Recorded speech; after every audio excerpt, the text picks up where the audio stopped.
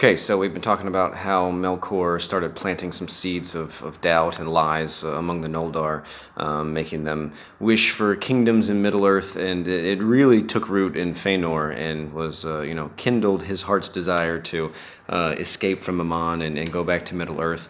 And I mean, he started even openly talking, and before it was all kind of whispers and secrets, but then he began to openly talk about how the Valar had made them slaves and how, enthralled them, and they needed to get out of there and everything. And so he really took it and ran with it.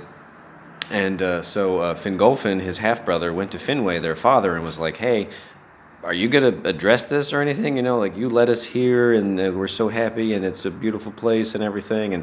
And here are, my half-brother Feanor is talking all sorts of smack to the to the Valar, and at that moment Feanor came in and was like, "What are you doing talking to my dad about all this stuff?" And he got really angry, and he had been making all these weapons and armor and everything. He came fully decked out and all of his stuff.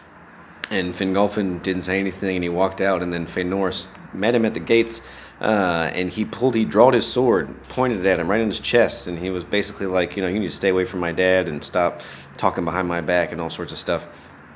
And so the Valar got pretty angry about this, and they summoned Feanor to the Ring of Doom, and they questioned him, and I believe he didn't answer. He didn't say, well, no, he answered because they found out that Melkor was in fact the root of all this evil. And at that moment, Tulkas went out to go find him.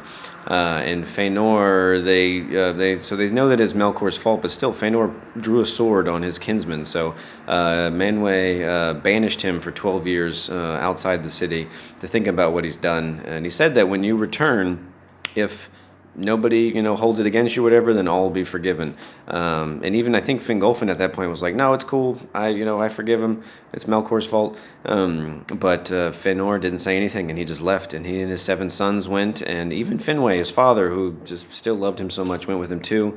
And they made a big stronghold in the northern parts of Aman, I think.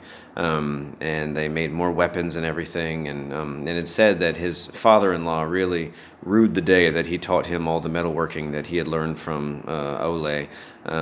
So anyway, stuff is, the plot thickens, the pieces are moving.